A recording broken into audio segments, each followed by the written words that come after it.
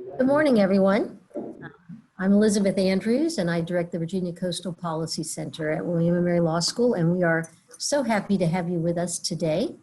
We normally have an annual conference in the fall, as you know, in person, and because of the pandemic, we're hosting instead 3 webinars today. Is the first, and then we'll have one in October and one in November. So thank you for joining us. Thank you for going on this adventure with us of doing it online for the first time. In case you are not familiar with us, the Virginia Coastal Policy Center is a partnership between William & Mary Law School, the Virginia Institute of Marine Science here at William & Mary, and the Virginia Sea Grant Program. So we call ourselves the intersection between law, science, and policy. We are also very grateful for the support that we get for our events every year from the Virginia Environmental Endowment. And before we start, I want to say thank you to Angela King, my assistant director, who's done so much work on this, and Alston Underwood, my student, who is joining us as well today. So with that, I'm going to hand it to Kendra to introduce the Riley Center. Thank you so much, Elizabeth. And we're grateful to be here and co-sponsoring this event with the Virginia Coastal Policy Center. So I thank you, Elizabeth.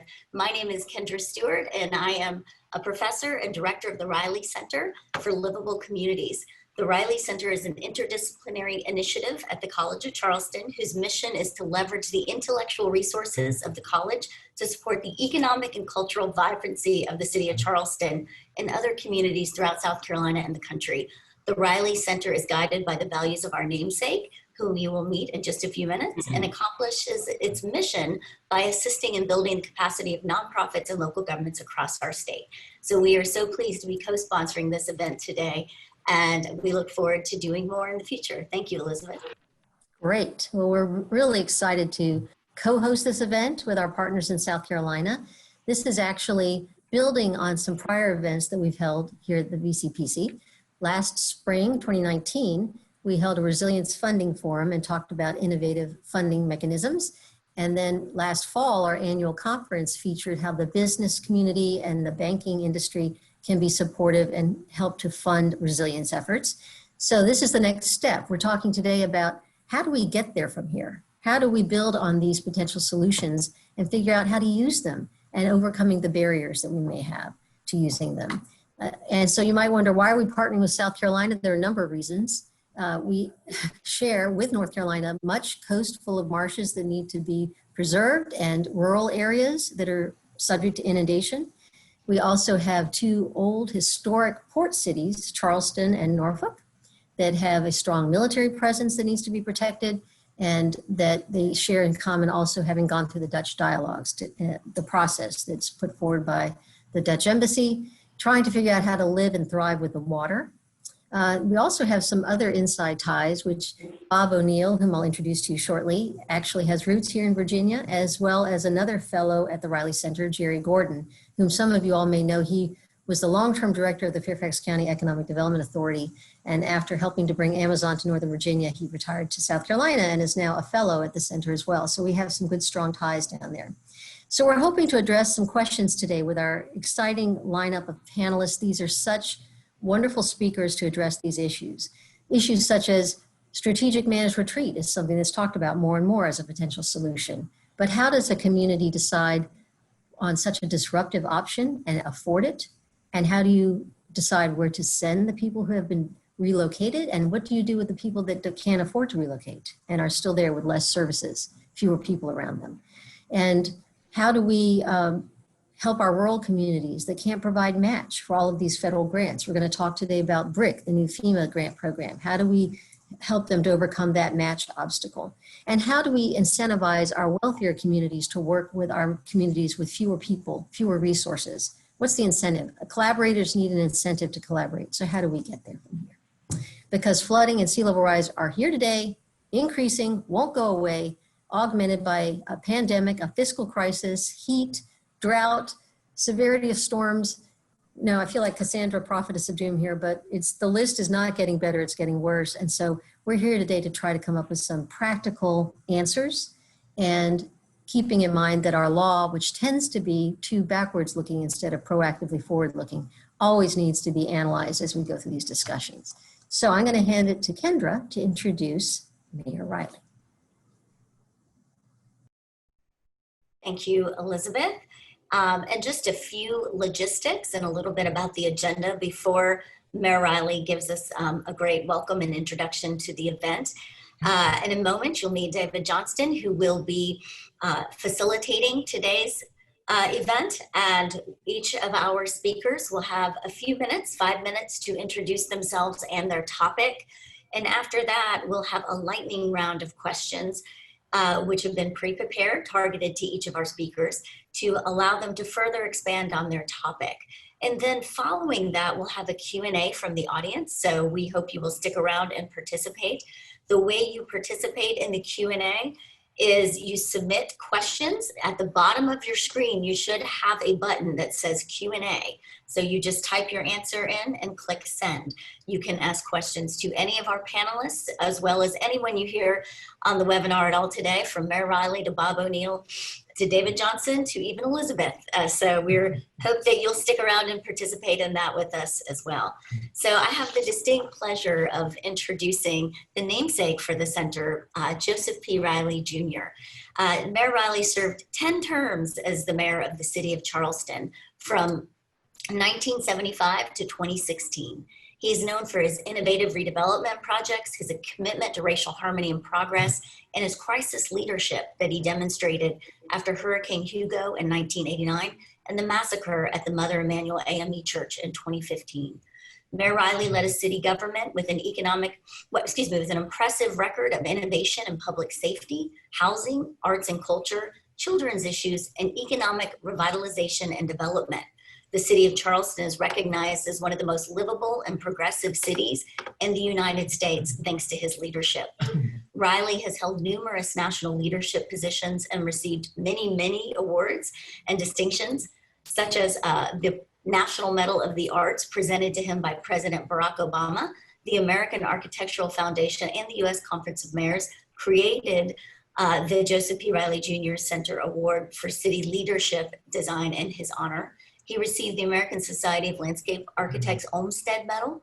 Governing Magazine named him the Public Official of the Year, and he was the first recipient of the Urban Land Institute's J.C. Nichols Prize for Visionary Urban Development, and was recently honored with the Arthur Clement Award in Race Relations, to just name a few. Today, Riley serves as executive in residence at the Riley Center for Livable Communities and is professor of American Government and Public Policy at the Citadel. He was the first Distinguished Visiting Fellow at the Urban Land Institute and a Pew Distinguished Fellow, where he advised on resilience-related policy measures. Riley is also currently working to build the International African American Museum here in Charleston, a $100 million project that broke ground in 2019. Thank you, Mayor Riley, for being with us here today. Well, Kendra, thank you very much. Thank you for your wonderful leadership. Thank you, Elizabeth, and my dear friend and former colleague, David Agnew, and all of you who are participating today. Challenging of financing resilience.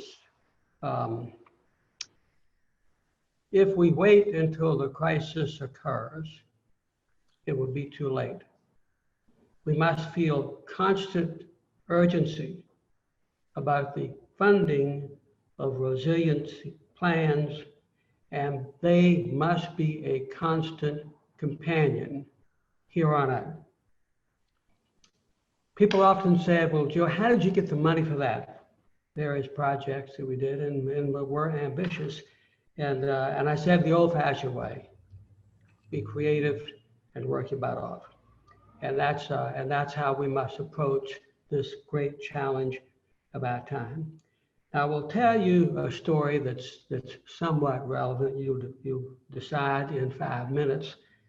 If it's longer than 5 minutes, my assistant Kelly right here is going to give me the hook. When the tragedy at Sandy Hook occurred, wonderful deputy police chief determined that the city did not have a protocol of how to handle an event like that and deal with the families in the community affected. So they set it up and they were ready. So when we had the horrific event at Mother Emanuel and 9 of our wonderful parishioners were killed by a hateful bigot in their church, our plans were ready to spring forward. So the shooting was 9:05 p.m. By 11:30, 200 members of family and friends were assembled. The press didn't know what had happened specific, except there was a shooting. We brought everybody together. We told them the tragic news. We had time to weep together, console each other, pray together, and then we assured the family members that we would be at their side throughout. So when it was announced publicly about 3 hours later, we were in good footing, and the family members knew that they were being cared for. We had no riots, no disruption as a result of this heartbreaking event that still brings tears to my eyes as I talk about it. And it's because we were resilient and we were prepared. So I mentioned that story as we deal with all of the events that might be troubling us, especially now, certainly with the horrible weather that's going on in a part of our country, that it is the constant readiness and finding creative ways to fund it. For our citizens, we owe them this, that we are ready. The community is ready. And whatever untoward events, certainly involving sea level rise and the increasing frequency of deadly storms occurs, our community is ready. In some ways, the funding part is easier. It's just, as I said, the old-fashioned stuff of finding the dough. What the hard part is to have the constant energy to know that you have to be working on this every day. If you ease up and put it aside, there's so many more important things to do. You lose time and you lose the capacity to be ready for your community and your citizens when they need you. Thank you. Thank you, Mayor Riley. We really appreciate you joining us and for your leadership and your words this morning. It's really important, being prepared. Exactly. Thank you. Well, it's my pleasure now to introduce our first speaker, Robert Bob O'Neill, and who has strong ties to Virginia, I'm proud to report as well. There's no one better placed to speak to the challenges that our local communities are facing. And I will note that we did make this event free, no charge today, because we really wanted to encourage our local government staff and elected officials to join us, because it's important to have this discussion about the challenges they face.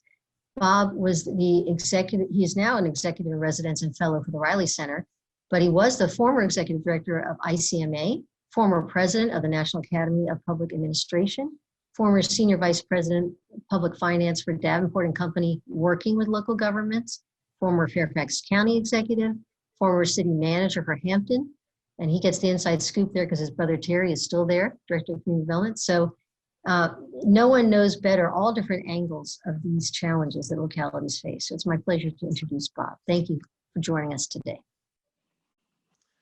Elizabeth, thank you very much. It's really a pleasure to be with you today and with all of the panelists. And I think both you and Mayor Riley have set a framework for what our discussion will be about today. You know, we sit here today with 4 storms in the Atlantic and one who's made the coast in the Gulf, fires in the West. We've just gone through the Great Recession. We have the COVID-19, both health and economic crisis, man-made natural disasters, rising temperatures, water shortages. So we don't lack for any challenges. We have now tested the vulnerability and seen the vulnerability of our economy and our environment.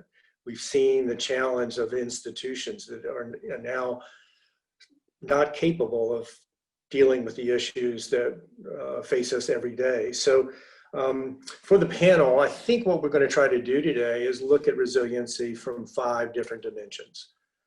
Obviously, the economy and the environment. We're also going to look at social capital. We're going to look at institutions. And I want to talk a little bit about that, the challenge of resilient institutions, because with my experience working with communities across the United States and literally around the world is one of the things that was very obvious is even when you had the resources and you had a strategy and a plan, if the local institutions, anchor institutions, were not capable and did not have the capacity, there was little chance that your outcome was going to be favorable. And we found this in sub-Saharan Africa, we found it in Asia, we found it in our work in the Caribbean, we found it in our work in the United States after Katrina, that the important institutional capacities were a big part of the resiliency question. And when you don't have them, you don't have the opportunities or track records to be successful over time. And then the last, and I know Maurice and others are going to speak to it, is the huge challenge we now have with social equity. The renewed social justice movement has placed that social equity as a real priority for us as we think about resilient communities. Who wins and who loses? What communities suffer more than others? And how we have disinvested in places which now need reinvestment in order to provide equitable opportunities for everyone.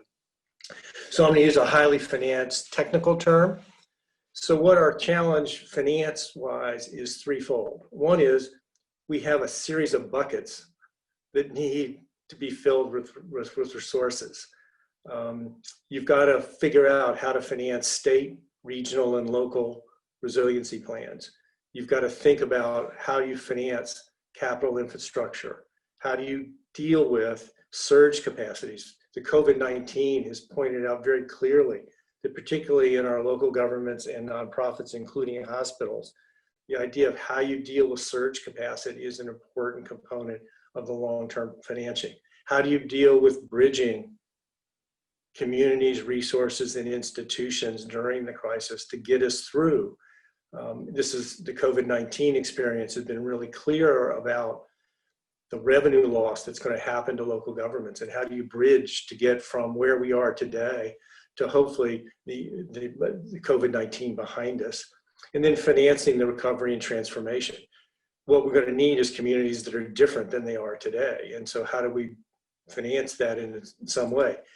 And now we face that at the same time when, and I'm sure Mark Jenks will speak eloquently to this, is the competition for those resources, particularly in local governments, is so fierce. How do you finance schools, transportation, public safety, all of the other things? How do you balance those fundamental services that are provided by state and local governments and balance those against the long term? The third piece of that is just the political equation between financing things in the long term and the things in the short term. And many of the things that we'll talk about today are financing challenges for the long term. And so they don't often compete well when you have short-term immediate needs that have to be dealt with. So what I've tried to do is think about, from our work around the world, is what were the critical success factors? What are the things that people, organizations, communities, and governments did in order to be successful at dealing with resiliency? Now, I have to stop because I don't know that we have the metrics yet to determine we've been successful anywhere in the world. But what we do know is there's some leading indicators around strategies that seem to be making a huge difference. And what I've tried to do is to think about what those kinds of things are. The first is the critical success factor was a recognition that this is a national issue, that the federal government needs to play a continuing and substantive role in providing both resources and regulatory relief and structures that support resiliency efforts. There is a lot, and my guess, my colleague David Agnew will talk about this, there is a lot of private capital sitting on the sidelines. How do we leverage that? Well, what we need is patient capital. And so the federal government is one of those sources of patient capital that allow us to blend with private investors, with businesses and others. There's also an emerging movement in the private sector around ESG, around the Business Roundtable's recent paper on the social responsibilities of businesses. And so how do we leverage those kinds of things? It's going to take a national effort to coalesce and develop synergy that provides the patient capital for that. The second is trying to deal with aligning the regulatory work that the federal government does in support of community efforts and resiliency strategies. That is EPA, Department of Agriculture, Interior, all of the agencies that are involved in this need to develop a synergistic strategy that provides the support for these efforts. In many cases, over the past probably more than 2 decades, often some of those things have been in conflict. And so part of the challenge for the federal government and the role is to sort of get those things aligned so they are supportive of what we're trying to do, which will help the financing challenge substantially if we can do that. So the second piece of this is obviously the state role. The state role is catalytic. The state is an important player in bridging the kinds of things that need to get done and providing the capacities for local and regional activity. So the first thing is obviously is adoption of state resiliency plans. Do we have a strategy? Do we have a plan? Do we have an approach that we as the state can think about in terms of resiliency? The second is to increase substantially the flexibility for the use of public-private partnerships. In many states, and in most states, there are substantial restrictions on the types of projects and the types of structures that are allowed to be put in place. And so providing additional flexibility to provide opportunities to be able to take on projects perhaps that we've historically been not capable of doing because of statutory references. And this allows a whole range of things that might occur. The third, and probably as important as any, is to provide substantial incentives for regional approaches. I hope we don't end up with a whole series of sort of sticks rather than carrots, because I think there's a huge opportunity here in sort of pulling from history here. We had the Regional Competitiveness Act in Virginia. Unfortunately, we never got enough money to sort of leverage that well, but we did see different behaviors by virtue of providing money to provide regional approaches. And if you did that, you got enhanced revenue opportunities. So there are plenty of ways for the state to take an active role in providing those structured incentives for regional activity. The next is expand the use of infrastructure banks, or the types of things like infrastructure banks, to include financing for things like relocation strategies. I think the idea of providing additional flexibility within infrastructure banks in terms of the types of activities that they can take on, and providing them the funding sources, again, the source of patient capital. And then lastly, and perhaps most importantly, we are tinkering around the edges around the challenge of finance and resiliency efforts.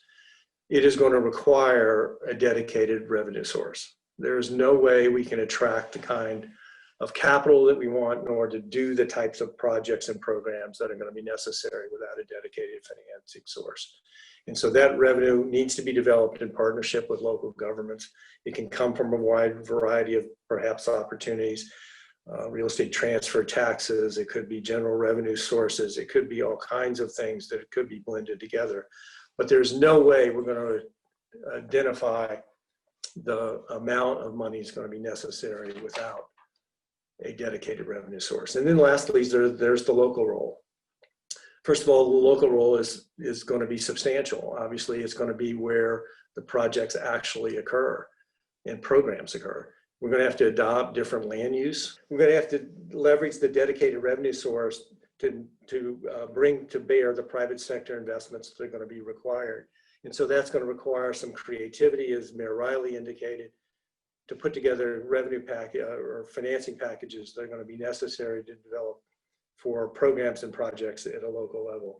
We're going to have to establish policies that hopefully deal with the socially vulnerable communities and communities of color, and do not place the burden of resiliency programs and projects on those vulnerable communities.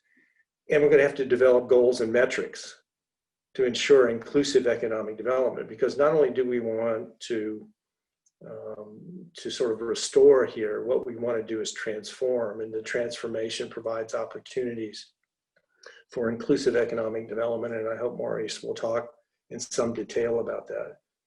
And then lastly, we need to develop creative approaches for the use of public assets to provide revenue streams to support capital investments. There's some interesting work being done, particularly in Northern Europe, to develop asset corporations that provide the opportunity to leverage underutilized local and regional assets to provide revenue streams to support programs and projects like Resiliency. And so I hope that just gives a little bit of a flavor of the topics that we are going to perhaps discuss in more detail, and my colleagues are going to probably flesh out many of the things that I've referenced, but hopefully that provides an overview that will allow us to, I think, engage the participants and the audience here in a series of questions and answers. So thank you again for inviting me, Elizabeth and Kendra, and I look forward to our conversation. Thank you so much, Bob, and thank you for a lot of your leadership and guidance on this project as well as this webinar today. And now I have the opportunity to introduce our moderator and facilitator, as well as the person we owe a debt of gratitude for being the impetus behind this webinar today, as well as the relationship between the College of Charleston and William & Mary and our two centers. And that is David Johnson. David is a lawyer, an advisor, a businessman, and a friend to all who know him. With 35 years of experience working with a broad range of private, nonprofit, and government organizations, David is the founder and CEO of Hamilton Advisors, a South Carolina-based company that advises organizations on domestic and international challenges and solutions involving disaster preparation, response, recovery, mitigation, and finance. David has served on many boards as advisor and a leader from the American Red Cross Office of Disaster Cycle Services in Washington, D.C., the Charleston Resilience Network, where he has provided tremendous leadership in our region on issues of resiliency. And he's also a member and the former chairman of the board of directors for the South Carolina Aquarium. So without further ado, I bring you David Johnston. Good morning. Kendra, thank you for the very kind introduction. Bob did a marvelous job sort of setting the table for what's to come. And thank you, Bob, for doing that. I've had the pleasure over the last week or so to talk with and spend time virtually, unfortunately, with the four panelists that will be addressing a number of the issues that Bob just raised. And I tell you, it's a real privilege to be working with the four panelists who collectively bring just depth and breadth of experience in the public sector, the private sector, doing a number of things, all of which are important today. Each of them could speak at length about each of the topics that Bob just mentioned. Unfortunately, we don't have that much time. As Kendra mentioned, each of the speakers will speak for roughly 5 minutes, and then we will have some lightning round questions for another 15 minutes, and then Q&A. So we will run out of time before we run out of things to talk about and expertise. But hopefully we will give some insight that these folks bring to the table, lay the groundwork for future discussions, because it's a big and important topic. For those of you, there are in the registration materials for the webinar, bios for all of the panelists and others. So you may want to refer to those either now or later, and I'm not going to read them verbatim, but just the highlights. Our first speaker, our first panelist is Maurice Jones. Maurice is CEO Local Initiatives Support Corporations, which is one of the country's largest organizations supporting projects to revitalize communities and catalyze economic opportunity for residents. Maurice has done a number of marvelous things. He's former Secretary of Commerce and Trade for Virginia, Secretary of U.S. Department at HUD, involved in the private sector, and was Chief of Staff to Governor Mark Warner. When I asked Maurice what I should say about him, what he wanted folks to know, it was marvelous and still brings a smile to my face. He said, "Well, the only thing people need to know about me is I'm a country boy who grew up in Virginia. I was raised by my grandmother. I worked on a tobacco farm. I know what hard work is, and from then on, everything has been easy." And when you look at what Maurice has accomplished, it's truly amazing. Maurice is going to talk about resilience financing and the social equity challenge. Our second panelist is Pamela Williams. Pam is a good friend. Pam and I have worked on a number of projects together over the last couple of years, and she's a real treasure. She's going to be talking about FEMA's BRIC program, which a number of people have heard about. There's a massive amount of information. It's an important program. Pam will try to hit the highlights of BRIC, and in the lightning round, we will get her to talk about a few other things. Pam currently serves as Executive Director of the Build Strong Coalition in Washington. She has a marvelous background in the federal government.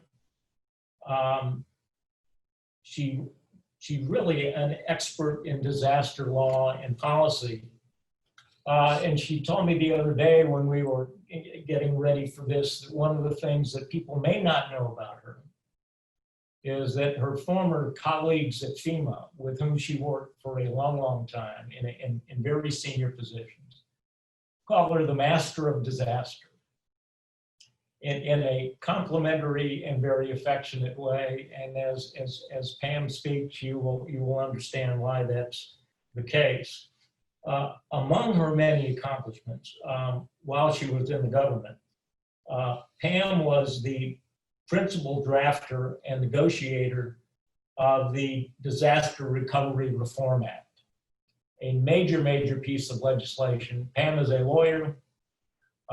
She is a negotiator and a marvelous writer with lots of depth with FEMA and other parts of the government, which she will tell you about. And again, Pam is going to talk about primarily BRIC financing.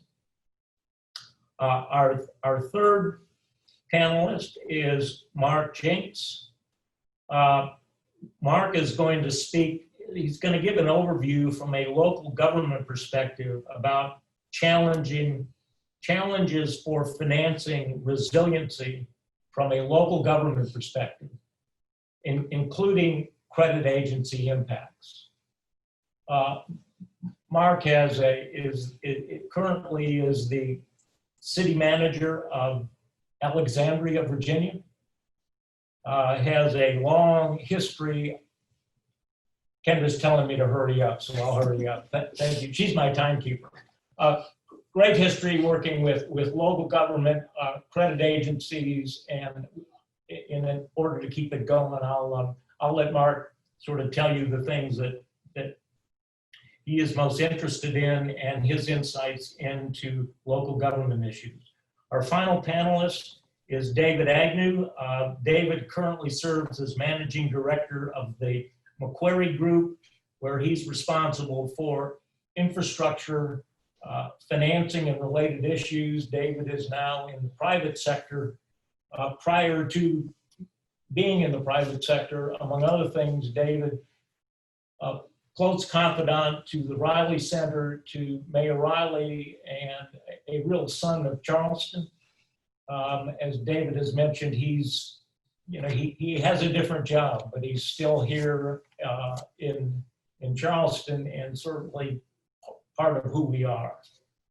One interesting thing about David that you will not see in his bio is that David was the founding co-chair of President Obama's State, Local, and Tribal Leaders Task Force on Climate Preparedness and Resilience, a marvelous piece of work. There is a report on that we can make available to you if you're interested. So with that, Maurice, you are up, my friend. All right. Well, good morning to everybody. Can you hear me or see me? I have been relegated to the outside office by my daughter, who's inside doing school. So I'm outside here. So hopefully everything is working all right. It's nice to be with you all. Thank you for that kind introduction. I know I've got 5 minutes, so I'm going to jump right in. Let me tell you a little bit about LISC. I work for an organization known as Local Initiatives Support Corporation. We are a community development organization, community development finance organization. We have been around for 40 years, and in 40 years' time, we've invested about $22 billion and leveraged another $65 billion for inclusive economic development work. And that's what I really want to talk to you about this morning. I start with this hypothesis. I used to work in Richmond, Virginia. I used to work in the state capitol building. I could get in my car in Richmond, Virginia and drive 10 miles to the east of the state capitol building. And I would be in a zip code where the life expectancy was 63 years of age, where the population was overwhelmingly Black and brown folks, where it was a low wealth community. I could go back to the state capitol and drive 10 minutes to the west of it, and I would be in a zip code where the population, where the life expectancy was 83 years of age, overwhelmingly white population, quite affluent, relatively speaking. This is the context that we work in when it comes to resiliency.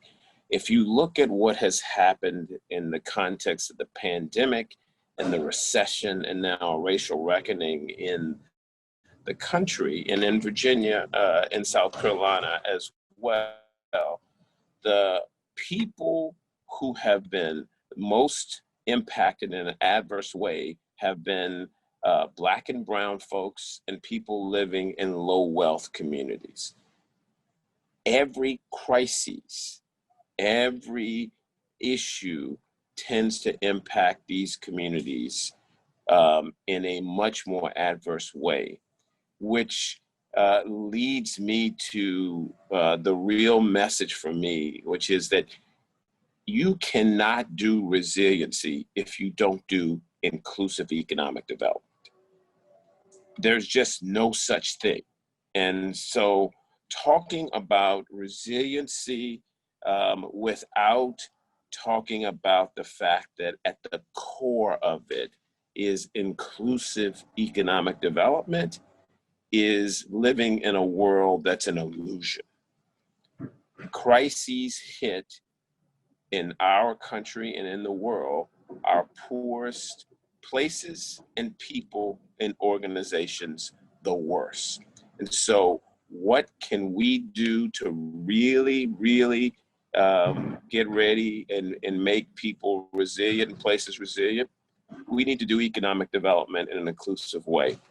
So let me talk a little bit about what that means and how an organization like ours, LISC, can work with the public sector and the private sector to do inclusive economic development. So what we tend to do is We provide grants, we provide loans, we provide equity investments, we provide tax credits. And what we do with that is we build housing that's affordable in low wealth communities. We invest in businesses that are led by people of color and people in rural areas and low wealth communities. We invest in community facilities that every community needs, arts and schools and healthcare clinics. We invest in FQHCs, small businesses.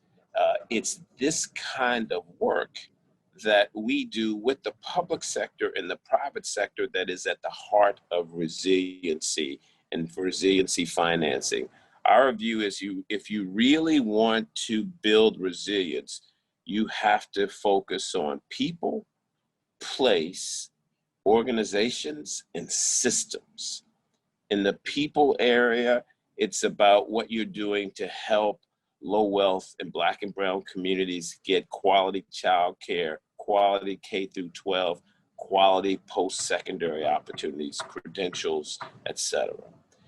In the place area, it's what you're doing to help people build houses that are affordable and of high quality and healthy. It's what you're doing to build community facilities like childcare, like commercial facilities for small businesses. It's what you're doing to build arts incubators, et cetera.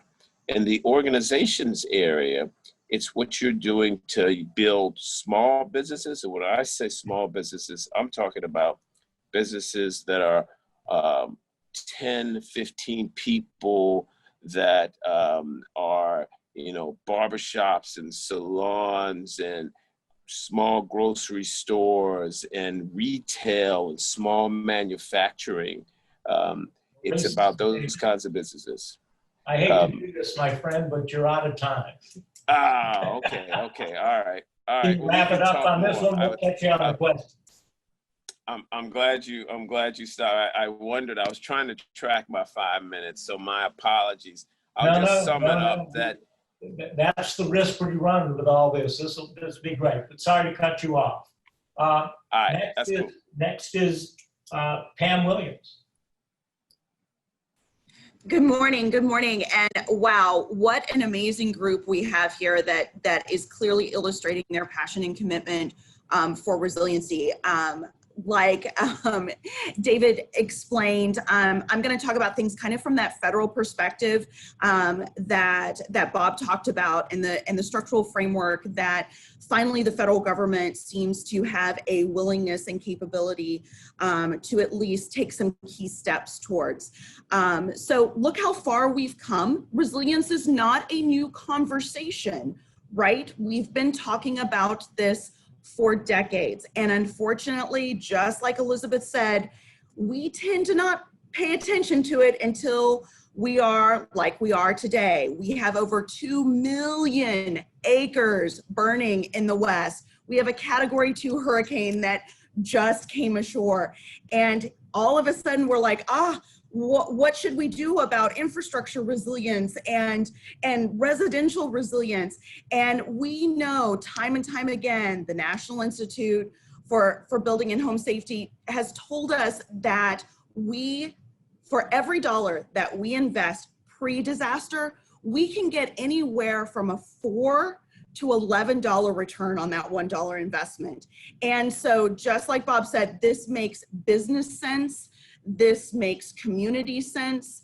And finally, particularly in the wake of the 2017 storm cycle, the federal government took some key steps, particularly with FEMA, the nation's emergency manager, to provide some additional resources on the ground. So just to give you a sense, because again, I think we all know that this is a shared responsibility.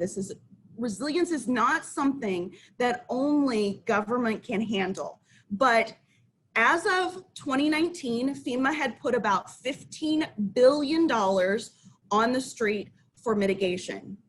In 2019 alone, they put over $1.16 billion on the street. So today we have more mitigation money on the street available to state, local, tribal, and territorial governments than has ever been on the street before. And in the wake of the 2017 storm season, Congress and our policymakers decided to promulgate the Disaster Recovery Reform Act, which gave FEMA some additional flexibility and resources that don't have to be appropriated. So we're talking about reliable, consistent, significant funding that is available to our local governments to help provide some seed money, some impetus money that can be leveraged with key partners to draw down risk in our communities, particularly against disasters, and increase their resilience. So I'd like to talk to you specifically about some of those authorities that FEMA has in turn created: the Building Resilient Infrastructures and Community Program, the BRIC program. And as David alluded to, there is a tremendous amount of information out there. I'm gonna try to hit the high points because I think that what we see right now is we are at that turning point, taking resilience from a buzzword, from something that we all sit around and talk about, to taking action. And it is key forums just like that that provide folks with the resources to take those key steps to put resilience into action. So starting September 30th, FEMA has opened the BRIC grant program application process. $500 million is going to be on the street, available to state, local, tribal, and territorial governments. But, and this is a key but, while those are the applicants that, that will be focused on BRIC, the money can absolutely go to the benefit of private sector partners. As Maurice has already talked about, it is a system, an intimate system that must require the involvement, the engagement of government, of private sector, of nonprofits, and of course of our citizens. So I want to talk really quickly about some of the priorities of the BRIC program. It's truly to be flexible, transformational, to promote partnerships in a way that FEMA has never been able to do. And with a tremendous amount of engagement, like the engagement here, that connects dots that have never been connected before. There are people at the table today, including the public financing folks, that have never been robustly engaged in this conversation, that is truly going to help us leverage federal investments in creative ways that were never before contemplated. Pam, it's your friendly moderator. Can you wrap up in about a minute, please? I can absolutely wrap up in a minute. So some of the things that FEMA has never done before that I want to mention because it's so close and near and dear to our hearts: nature-based infrastructure that helps solve our disaster risk, and targeting, just like Maurice just talked about, socially vulnerable communities. So those now have point values and preferences in FEMA's program. And I'm just excited to see what folks can do about it. And I look forward to the lightning round. Thanks, Pam. And just a follow-up, we have a considerable amount of information about the BRIC program that we can make available to folks participating in the program. And happy to do that if you'll let us know. Thank you, Pam. Mark Jenks, you're up, sir. Local government, as Bob O'Neill said, we're at the front lines. We're where the first line of defense, if you will. When there are severe weather events, we're the first responders who go out and rescue people, who help them start to repair. And we're the first people who those neighbors and businesses look to say, okay, now, what are you going to do about it? Unfortunately, until BRIC, and hopefully BRIC becomes 500 to a billion to $1.5 billion to $2 billion, there really hasn't been a whole lot of help for local government. And it comes at a time where we've had stresses from the recession, stresses from COVID, where we've got a lot of other competing needs for infrastructure finance.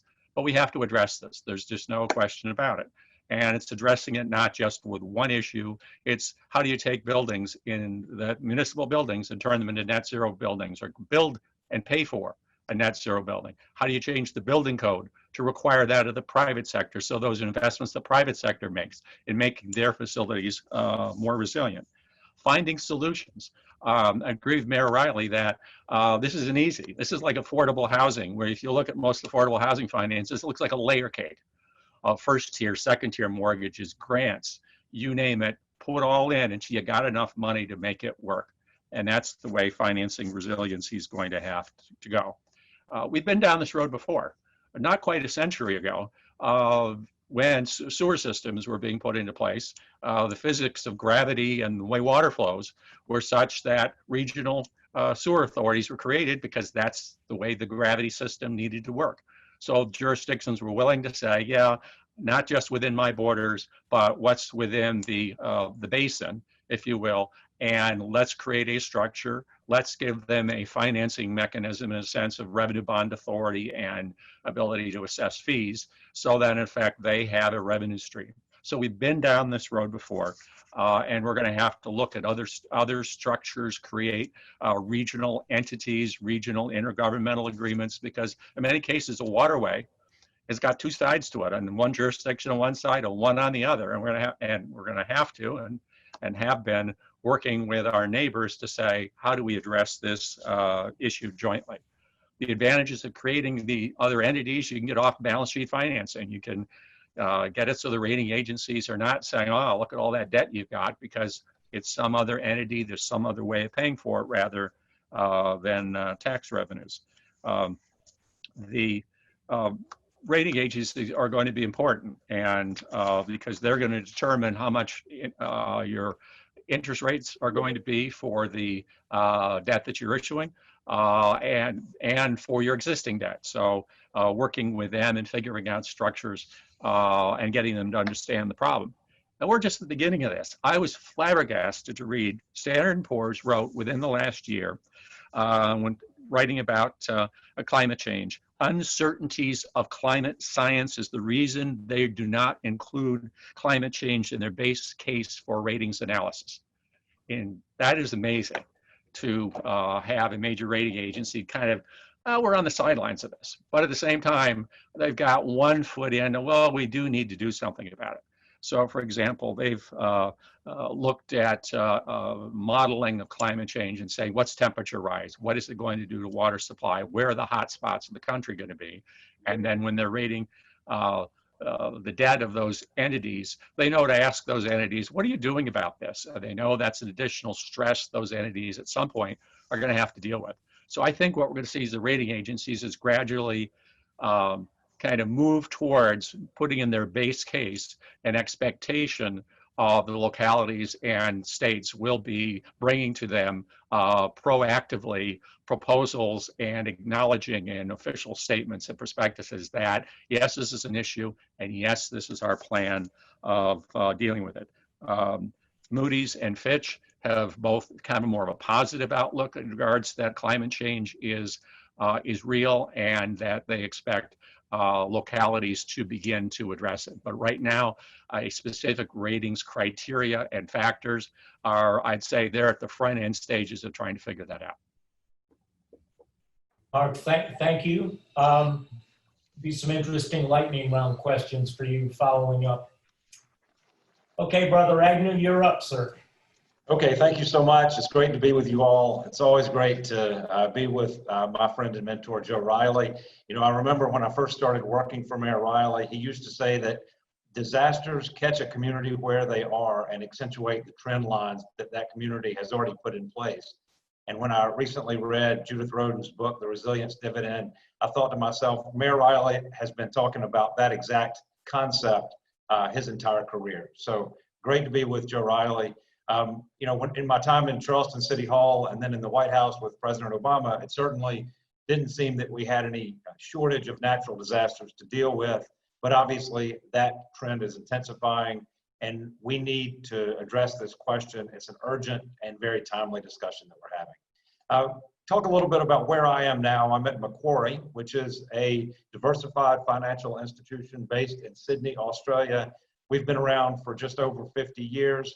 Specifically, I work in the Macquarie Infrastructure and Real Assets Division, We raise large pools of private capital from insurance companies and pension funds and sovereign wealth funds, and then invest that capital as equity into infrastructure projects and companies around the world. We've got over $100 billion of equity invested through our company in infrastructure around the world. We're active asset managers, so once we make an investment, we stay there, work with the community, and manage that investment, usually for about 10 years. Over 100 million people a day use an essential infrastructure asset managed by Macquarie somewhere in the world. In the US, we've been here for 20 years, 31 portfolio companies that run across the different infrastructure sectors: transportation, waste, utilities, communications, and data infrastructure. We have a real commitment to resilience and sustainability that's been growing. Our new CEO, Shamara Wickramanayake, when she became CEO, the first two public steps she took, the first was to join the Global Commission on Adaptation, a group led by Ban Ki-moon and Bill Gates, and the Climate Finance Leadership Initiative led by Michael Bloomberg. Both of those entities are aimed at spurring private sector investment and in resilience and sustainability. And Shamara wanted to signal to the market our commitment on these issues. Many of the assets we already own and operate, we are making them more resilient. But I think the question is how we can motivate private capital to make communities across the board more resilient, not just in the specific assets and companies that we own. And so the role of private capital, I think, is extremely important. There are huge amounts of private capital that want to be investing in US infrastructure because of the risk profile, the return profile. Hundreds of billions of dollars, if not trillions of dollars, from the clients that we have would like to be investing in US infrastructure, but it's really a question of how to mobilize that capital and get it to where it is needed. Other countries have figured out how to do this better than we have. If you look at how Australia, Europe, Canada, how they fund their infrastructure, they're much more advanced than we are in terms of encouraging private and public sector cooperation. And here in the US, as a former public official at the local and the national level, you know, I think I can say that there are just process barriers and there's some inertia that keeps that from happening at scale here in the United States. And the two ways I would highlight in the time I have left are, first, just this concept of public-private partnerships. Private capital and private expertise really can complement a strong public vision through P3s, and they can provide a much more efficient delivery mechanism for big, complicated projects if they're managed well by the public sector. The second is an idea that may spark a little discussion, and that is asset recycling. You know, many infrastructure assets across the United States have built up huge equity value. So if they're leased to private consortiums like us, they have a huge market value. That money could then be used to invest in the resilient infrastructure that we need so urgently. If you have an airport that's worth $2 billion, if it's leased for 30 years to a private operator, perhaps that $2 billion could be used for resilient infrastructure. So I think that's, both of those mechanisms are on the table. Local and state and federal governments can figure out how to set that vision. If they create a process that the private sector can compete in, the private sector capital will show up. It's not appropriate in every situation. It's not the answer to all our problems, but it is an important part of the solution. And when I think about Joe Riley and how he did so many amazing things in Charleston, I often say that he was an amazing civic fundraiser. He figured out how to get capital from every level of government and from the private sector to make important things happen. So we have to include private sector capital as a part of this solution. Thank you. Thank you, David. Thank you, panelists. What you know, great sort of overview of very complicated, interesting challenges. Covered a lot in 5 minutes. Lots of things still to talk about. We're getting a lot of questions in, but we will jump right into the lightning rounds, and this will be fun. David, let me follow up with you. I hear often folks wonder how do you get the private sector to engage and commit capital to projects? What's the private sector looking for? What are the obstacles and hurdles to getting capital? Can you address that? Sure. I think private sector wants to get a return on its investment first and foremost, right? So these hundreds of billions of dollars that would like to be investing in the United States, they want to do that so that they can get an 8 or 9 or 10 or 11% return for 10, 20, 30 years on that pension fund capital. And so the return has to be there. And I think the public sector needs to create procurement mechanisms which allow the private sector to get a return and balance that return against the public interest. And other countries, as I mentioned, have done that. Australia, Canada, and Europe particularly. And the state of Virginia, Mark Jenks helpfully pointed out the Public-Private Transportation Act in 1995, the Public-Private Education Facilities and Infrastructure Act in 2002, and then the state P3 office in Virginia. They created mechanisms in Virginia which invited private capital to be a part of the discussion. And Canada, many of the provinces up there, when they're looking at a big project, they automatically consider whether or not the private sector should be considered as a delivery mechanism. So I think first and foremost, we need to reform some of these procurement processes so that the private sector at least gets a fair look. And if there is a transparent, competitive procurement process, and there is some certainty that it will reach a conclusion, then the private sector capital will participate. The last two things I'll say quickly: asset inventories. I think it's important for state and local governments to make sure they understand the potential market value of the assets in their portfolios right now, and to consider what, if leased out, those funds might be used for. And I would make a strong argument that they could be used for the type of infrastructure we're discussing here today. And then finally, when the private sector is involved, it's important to point out that the terms of that involvement are always controlled by public officials. So if there are labor standards and environmental standards and consumer protections that the public officials want to protect the public interest, which are so important, then the private sector will simply respond to those dictates and get involved and operate in a way that's acceptable to the sponsors of the process. Thank you, David. Maurice, when you and I were talking, you had some interesting observations about getting the private sector involved with the kinds of organizations that you have been involved with, including your own. And your thoughts on how the private sector can help make recovery more inclusive for other communities. Can you address that? Sure. I've been encouraged by the private sector's stepping up in this moment of triple crises, if you will, that we've had in the country. And so we've had Lowe's, for example, that provided us with a $60 million grant that we then used to provide, $5, $10, $15, $25,000 grants to small businesses run by people of color and women and serving rural areas. In fact, 30 million of their 60 million is going to rural areas. Netflix has provided us a low interest debt investment that we're going to then turn around and make deposits into Black-led banks and credit unions and other CDFIs, Truist and Verizon. The private sector has been a key player in investing in those things that I mentioned, housing and small businesses and community facilities.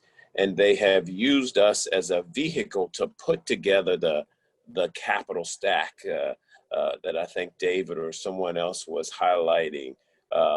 You can do that. That's the way that I think the private sector has been playing with us for quite some time, and is doing it now at levels that we have not seen before. My prayer is that the private sector will continue to do this, even when it's not on the front page of the newspaper or in the media, the courage to continue it. But yeah, we can find vehicles through which the private sector and the public sector can come together to finance resiliency. And in my mind, that's really the only way to do it in a sustainable way. Thank you, Maurice. Pam, a brick question, one that people are really struggling with, which is, as you know, part of getting brick financing requires a match. And the challenge is for folks, how do you get the match? How to achieve the match so that you can get the financing? How do you address that issue? Thanks. So yes, most of these mitigation programs that FEMA helps fund are 75% federally funded and require a 25% state or local match. However, unlike disaster recovery programs, these mitigation programs allow such a flexibility and honestly creative solution to that match question. And it can be anything from, of course, traditional cash to in-kind types of contribution, third-party contributions, everything from properties to commodities that help with that cost share and meeting that 25%. I will also say, because we focus so much on underserved communities, FEMA does provide for a reduction in that cost share for small impoverished communities. So small impoverished communities would only have a 10% cost share, again, with great flexibility being able to be brought to the table for in-kind and third-party contributions. And that is why there is such an important focus on creative partnerships that can bring resources to the table that government never could. Thank you, Pam. Mark, you mentioned when we talked that you've had the pleasure of visiting the rating agencies. I think you said 45 to 50 times. And you mentioned in your earlier remarks, sort of dealing with the rating agencies. I get the question a lot, you know, what are they looking for? How do you deal with the rating agencies? Can you address, given your experience and your successes, advice you could give about approaching the rating agencies? What are the challenges? What are the obstacles? What advice would you give to success? Sure. I think one of the advantages governments have at this point is the rating agencies don't have specific ironclad, rigid criteria that they say you have to meet it, or you've got some issue with your ratings or outlook on your ratings. So it's an opportunity, I think, I've always found with the rating agencies to be aggressive, to get out there in front, even though we don't know the answers, to basically say, yes, we have this problem in our community. Here's our timetable for addressing the problem. And if you're far enough along, here is the plan for addressing the problem. So I think at this stage, the rating agencies are not looking for a full solution. I think they're looking for recognition that we know that's a problem and we're working on addressing it. 5 years from now, I don't think that's going to be acceptable to rating agencies, but at this stage, I think it is. Thank you, Mark. Hard to believe, but we've already moved through our time on the lightning round. One question each, all very interesting. Thank you, panelists. As I was concerned about, we've run out of time before we've run out of many things to talk about, but we'll come back for more. We're now into the question and answer session, and Kendra has been forwarding me questions as they've come in, and we have quite a pile. So why don't we dig in? We may not be able to answer all of the questions. We will run out of time, certainly not out of expertise. If we don't answer them, we will do our best to follow up and answer them offline. Question for Bob. How do we achieve dedicated state level funding for these issues? Well, Well, I mean, obviously that's a, an effort that's going to require mobilization of all of the sectors, private, public, and nonprofit, to identify that resiliency is, as one of my former board members used to say, the issue of the age, and to appeal to the governor and the legislature to try to find a structure that is politically acceptable. I've written a bunch of stuff with a colleague that says, the challenge we've got is that there's a gap between what's politically acceptable and what actually will produce the results that we want. And resiliency is a classic example of that challenge. And so, it's a political question. It's a political mobilization question.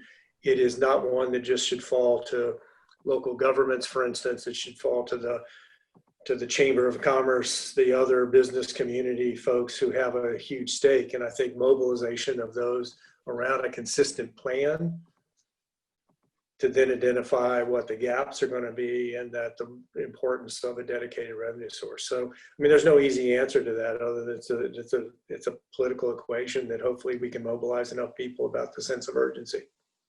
Thank you, Bob. Mayor Riley, do you have any words of wisdom, thoughts on that question, sir? I think there's a huge opportunity for our national governments greater and more creative engagement in this. It's got to be seen as a national cause, and the national government has to accept a responsibility, not funding everything, and all of that, but a leader in being creative.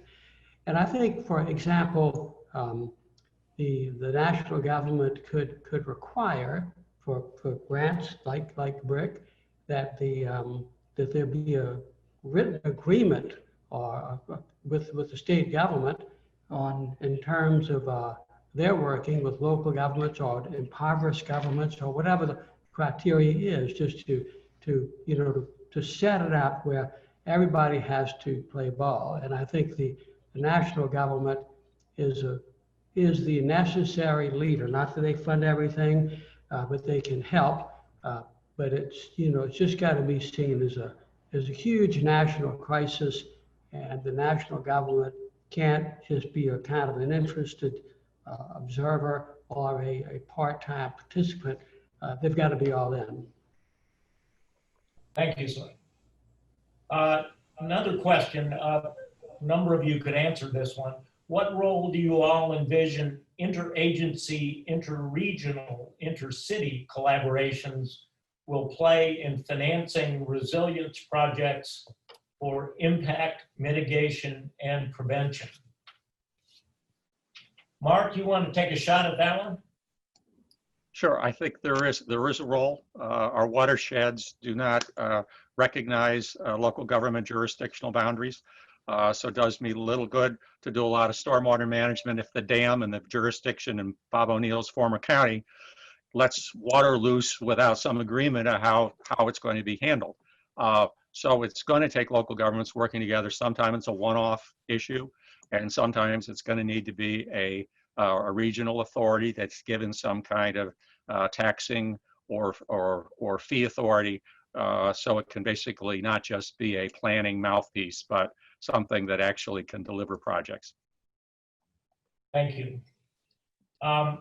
Maurice, a question for you. Are there current funding support opportunities linked to increasing resiliency in low economic areas to protect national security and readiness? If not, are there ideas circulating about developing these? So I think there are, I can't tell whether that's private sector or public sector, but the answer is there are funding opportunities at the federal level.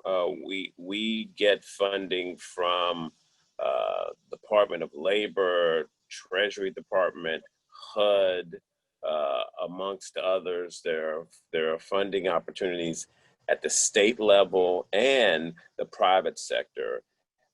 And the beauty is many of these funding opportunities are flexible and have few restrictions, so you can in fact use them for resiliency work at the local level for the kinds of things that will lead to more robust opportunities for the local level and a more competitive country. So the overall answer to that is absolutely yes.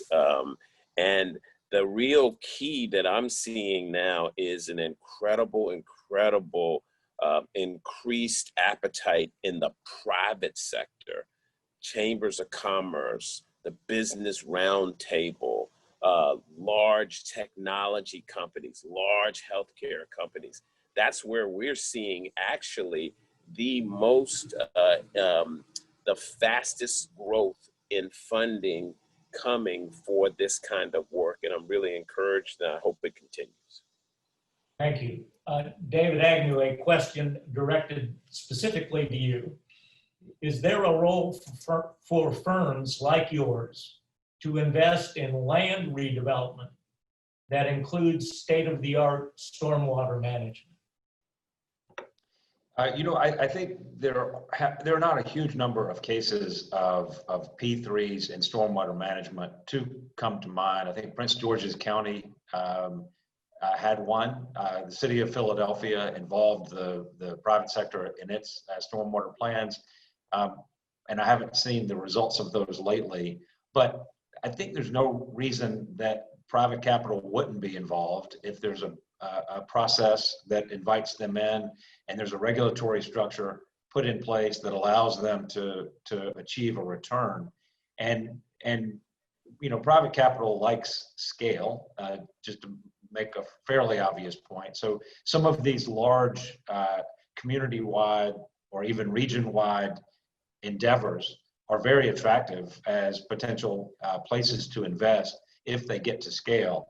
But I think solving some of the local, regional, state, federal, political jurisdiction issues is very hard for an investor to get their mind around most of the time. And so that has to be solved, as I think Bob just mentioned, that has to be solved sort of at a political level. A project has to be designed so that it is investable for private capital. And then if that's the case and there's a fair process with a conclusion, the private capital will compete. And I think some of the utility regulatory models that are already in place could be used to regulate that kind of investment by the private sector in a sector like stormwater. So not a huge number of examples, but it could be done, I think. Thank you, David. Pam, a question for you. Can you tell us more about nature-based infrastructure opportunities, and can you give an example? Absolutely. I'm very excited that FEMA has chosen to kind of embrace this kind of philosophy, because we have seen, particularly in the wake of like Hurricane Sandy up along the eastern seaboard, that some of the best mitigation strategies are actually preserving those coastal wetlands in a way that they were intended by nature to provide for protection of our communities and our other great infrastructure. So what FEMA has been actively working with organizations that are engaged in finding green nature-based solutions is how those are, again, it's not a panacea, it's not a one-step rifle shot, but green infrastructure is part of that system, that resilient system that provides the buffer against the risk and then protects other traditional great infrastructure. So New Jersey probably has some of the best and most exciting solutions that we've seen along the coastal areas, where when needed, they have done buyouts and relocations of vulnerable repetitive loss structures. There's federal resources available for that, relocated it so that they can restore the wetlands to perform as nature intended them to be, as a buffer against that risk. I will say, just as previous speakers have said, the key thing is prioritizing and then creating this system and this comprehensive strategic approach, because it isn't, you remove one structure, but you leave the one next door, that's not going to solve your problem. It really has to be a comprehensive solution that has tremendous community buy-in and does take a tremendous amount of leadership. Thank you, Pam. Here's a great question. Why do localities continue to invest limited funds into resiliency projects instead of managed retreat projects when it is inevitable that these mostly low-income communities will continue to be inundated with repetitive flooding? Who wants to take that one on? Mark, you want to take a swipe at it? Swipe may be the best way of explaining it. I think it's short-term thinking and probably cheap land. I would suspect that's what's driving. If our communities of color have been in low-lying lands, in lands that were more risky development, and those public housing authorities, for example, need to redevelop, land is a big part of affording housing. So I could see where the path of least resistance in the short term is to end up putting housing in the wrong places and putting other public investments in the wrong places. Maurice, what are your thoughts on that? So I think this goes to the heart of systems, right? It's how you empower low wealth. How do you empower Black and brown communities so they actually have more power on these decisions? This is about power at the end of the day. And so it goes back to what I was suggesting at the beginning. You can't talk about resiliency unless you're talking about empowering these communities so they have influence over these decisions, more influence. And so at the end of the day, this is a dynamic of power. Thank you. We have a number of more questions. We could talk about that one for a long time, but I'm afraid we need to move on. Here's a question for the group. What do the panelists see as the most effective role of nonprofits in advancing resiliency? Pam, you want to take a shot at that one? And I'd like to get input from others as well. Yeah, really quickly, I think the number one role that nonprofits can play is with education and that coalition building. They have a tremendous network of people that they can bring together and create commitment, create passion, and create focus around this issue. Thank you. Maurice, you're a nonprofit, right? I was going to say we are a nonprofit, and actually we have a much bigger role than that to play. So we are the bank for poor folks, right? My organization made more PPP loans to low wealth communities and our CDFIs than many of the mainstream banks. And so what the policymakers and others, I think, are missing in the way of an opportunity is to actually better leverage nonprofits for many services: financing, convening, housing, community development. Now, fortunately, we're working with most local governments to do this work, but I think there's much more to be done. And I think people need to understand that we are actually serving low wealth communities as our primary mission. And so the larger our infrastructure, the better you'll be able to reach these communities. Invest in us, use us. Put us in, Coach. Thank you. Great answer. We'll get as many more questions in as we can. Rural communities often can't spare the staff to help with the FEMA grant process. What's the solution to this problem? So there are several solutions. I'm sorry, I just jumped in on that one, but there are several solutions that FEMA has queued up to help with that. So part of this $500 million will involve an allocation that does not have to be competed for of $600,000 to every eligible state. And that is for capacity building. So obviously that's not a tremendous amount of money, but it really is to focus on what sort of planning needs to be done, where resources need to be directing. And then the second structure that's been put in place is that FEMA is currently going to reimburse 100% of management costs associated with successful grant applications. So even for right now, as folks are putting together applications, doing the planning, that is a reimbursable cost by FEMA. There are a tremendous number of organizations out there that can provide not only technical assistance, but can be hired on a reimbursable basis based on the federal guidelines to provide the necessary focus and staff lift to be successful in these applications. Thanks, Pam. Another really interesting question. Have any organizations completing residential restoration projects partnered with banks to provide financing options to homeowners? David, do you have any insight on that? I might have to leave that to Maurice or Pam. I'm not sure. That's not our line. All right. I didn't. Can you ask that question again? Yeah, of course.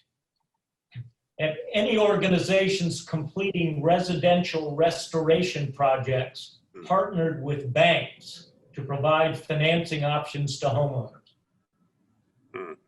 You know, we partner with banks are our biggest partners, actually. So the answer to that is absolutely yes. Sorry, somebody's driving by, so hopefully you can hear me. But banks are the biggest financiers of the affordable housing work that we do, either through the low-income housing tax credit or through other vehicles that we work with them on. So yeah, I mean, the financial institutions remain the biggest funders of this kind of resiliency funding that I've seen around the country.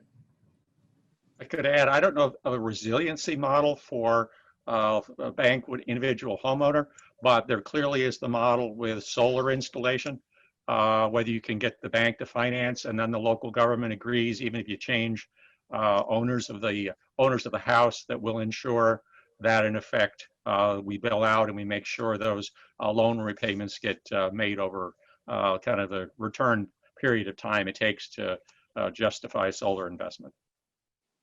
Now, I would look at banks, credit unions, and CDFIs. Look at the entirety of the financial system. Thank you. I think we've run out of Q&A time. Elizabeth's given me the eye. Well, actually, I'm going to jump in, David, for a moment just to say I want to be aware of people's time and respect it. It's 11:30, which is the time that we had said we were going to be ending. Our panelists, a number of them have graciously agreed to stay a little bit longer. So anyone who can stay for a few minutes, if your question has not been answered yet, I would encourage you to stay. I will note that the second webinar in our series of 3 that we're doing this fall is going to be on the 3rd Wednesday in October, and also then the third one's the 3rd Wednesday in November to make it easy to remember. So on October 21st, we're extremely delighted to be hosting Governor Ralph Northam of Virginia and his administration to talk about the new Virginia Coastal Resilience Master Plan Framework and our joining Reggie. And we have the Speaker of the Virginia House, Delegate Eileen Fillercorn, coming, and a well-respected panel of legislators to talk about resilience issues. So we're very excited about that event. That'll be the morning of October 21st, and you'll get an announcement. So with that, I'm going to hand it back to David to continue with a few more questions. Great. Thank you, panelists, for giving us some more of your time, because we certainly have some more questions. Mark, did you finish what you wanted to say on the previous question? I cut you off, I'm afraid. I did. Thank you. General question to Maurice, and I guess Mark and Bob, you too. What experience have you had dealing in one of the Elizabeth's previous conferences? We engaged, we had a panel on banking and the role that the banks have played in financing resilience and what they're doing and not doing, and what the hurdles are for folks to engage with banks. What is your sense, Maurice and Mark and others, about the bank's engagement and how to engage with banks to get them to help? Yeah, I'll just quickly again reiterate, in the work that we do, banks are the largest provider of investments, debt, and frankly, through their philanthropic arms. And they're also purchasing equity in low-income housing tax credits and new markets tax credits. So I think the opportunity, you have to find, obviously, the key for banks is finding the right vehicle to mitigate their risk, right? They're all about mitigating their risk. But if you can bring banks in a collective way where you're mitigating their risk, we have found them to be our most inviting source of capital for the resiliency work in low wealth communities that we're doing. Thank you. Another great question. How can the federal government address the issue of duplication of programs and funding when working to address large-scale resilience projects and programs? Pam? Duplication of benefits has often been a tremendous issue, and FEMA has taken the historic view that you just can't get funding multiple times for the same thing. And particularly in this iteration of pre-disaster mitigation funding under BRIC, they have allowed for projects to be phased in. And obviously, when you can compartmentalize aspects of a project, you have less risk of running into a duplication of benefits issue. So that's how FEMA is trying to address it. And the good thing is that because there is a limited amount of funding, you know that this will be oversubscribed. So there should be plenty of need out there that, that other financing opportunities can take advantage of. Thank you. David Agnew. David, given your past experience and involvement with the federal government, what are your thoughts on that? Well, I think, as Pam was just saying, every program is oversubscribed, and we need more, not less. And I think the federal government, as Mayor Riley was saying, needs to play sort of an overarching leadership role and set the view nationally of how important these issues are. And then state and local governments and regional efforts need to come up with the vision appropriate for that place. But I don't think there's going to be any shortage of applicants for any of these. Thank you. Pam, another question for you. There clearly a lot of interest in what FEMA is doing in BRIC. So glad you're here to talk about it.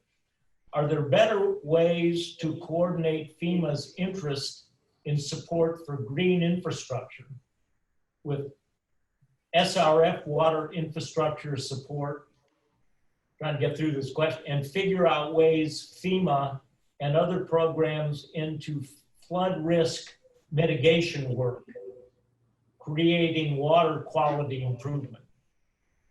So one of the great things is that FEMA is focused on critical lifeline infrastructure. And we know that that's shelter, power, and of course, water, be it stormwater, sewer, or drinking water. So the fact that FEMA has recognized and trying to get our nation to recognize that when you make key investments in the resilience of this lifeline infrastructure, what happens? You keep the lights on in the wake of a storm. You keep people sheltered in place safely in their home because you're providing them with water, power, etc. And so because of that focus, there is a tremendous amount of discussion going on about how that plays into, particularly in the West, key issues of the right to water. And again, it is coming into play underserved community, because historically, where do these investments go? Not to the worst communities and the ones that need it the greatest. I think Mayor Riley has a comment. Well, it was the question a little while back. I didn't get my hand up quick enough. I think there's a huge role for banks. It needs to be more tempting or beneficial to them. Tax credits, the new market tax credits, one way.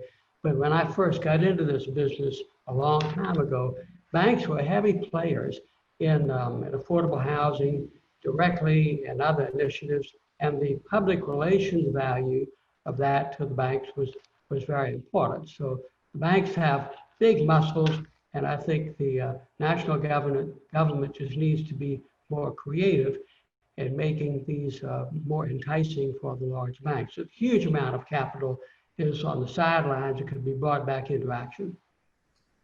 Mr. Mayor, what do you think it takes to get the banks to do what you just suggested they should do? Or are they doing it? Make it more profitable. You know, again, tax credits or some device. They, it's, you know, they're in the for-profit business. They want good PR and all of that. But I think it's probably some simple adjustments. Wouldn't take a whole lot of money from the federal treasury, but make it more financially beneficial to these huge financial institutions, and they'll be back on the ball field. Yeah, and I think there is huge, as I said earlier, there's a huge amount of private capital that would invest in the areas we're talking about if local and state governments set up processes that allow them to compete for that opportunity and to achieve a fair return. So if, you know, balancing the acceptable private sector return with the public interests, that's what these structures need to encourage. And those structures do exist around the world. We just need to adopt them more uniformly here in the United States, I think. I completely agree. They're on the sidelines now. We need to bring them back on the field. David and Mr. Mayor, do programs like the Community Reinvestment Act, which the banks have had to deal with for many years, do those work, do you think? They do work. They have worked. I think, again, make it more beneficial for the lending institutions. But, you know, I don't think it's Maurice, were you raising your hand? I am, and I'm going to have to go after this, but I was going to answer the CRA Act updated to include more incentive for resiliency. The CRA Act hasn't been updated since, I can't remember, 1997 or something like that. So it is long overdue for an update. And this is the kind of, and I know from our experience that but for CRA, we wouldn't have the kind of partnership. So now it's time to update CRA to cover more areas that we want to give the banks incentives for. And my apologies, I've got to go before I get in trouble. Thank you so much for joining us. Thanks. David, can I just add one thing? This is sort of a plug, and maybe for both Maurice and to develop more intermediaries, is that one of the conversations that you have with the banks is it's just the cost of them to deal with every little project in every little community. And so the aggregation of those things in a way allows the banks then to make a contribution to the intermediary who aggregates the projects and then blends the return so that it looks like a viable option for the banks. It just makes it easier for them. And so, you know, Maurice has a very successful intermediary, but lots of places don't really have access to intermediaries like that. Thanks, Bob. Great insight. We've got two more questions. Elizabeth, we have time for two more? All right. One, I think, is for Mark, and we have one more for Pam. Mark, here's the one for you. How might local governments better monetize the value of water-based economies so that the gain of improved areas becomes part of a BCA? It kind of depends. In some cases, the water is kind of, cities used to turn their backs to the river. Now they've turned their fronts to the river, taking whether it's old industry, old structures off the river and turning them into recreational areas. We've done that we've been working on it for 30 years, but we just did our last big missing piece a few years ago, and it's now our most popular destination. Charleston clearly is a prime example of how to turn your waterfront into an asset, whether it's for tourists, whether it's people who live here. It doesn't mean necessarily big cement bulkheads and And great infrastructure can also mean doing natural infrastructure. We've done one park where instead of a bulkhead, we basically put in a natural tidal area with wet water plants. And the neighborhood initially was like, "What are you doing?" And they're so grateful that they have a tidal estuary in effect now in their front yards. And so I think there are various ways to kind of take when you take the structures off of things, what do you put back in its place that has value? David, Yes, just Bob. picking up on that. I mean, there's a whole question of monetizing underutilized community assets. That, I mean, sort of David Agnew's point here is there's different models around the world about how you leverage those kinds of assets, and whether it be land or, you know, we structure finance in the United States around silos instead of cross broad sets of assets, which is done differently in other parts of the world, and which allows you then substantially greater leverage than you might be able to do in the way we do it today. Thanks, Bob. One thing I would point out, the city of Washington, D.C. worked with the Bipartisan Policy Center to do a full asset inventory of everything that it owns, and with a view of maximizing the value of those assets and figuring out how the value could be turned to more productive use. And I think that's a good model for other cities and states to consider. Thank you, David. Another question for Pam. These are great questions, even better answers. Thank you, folks.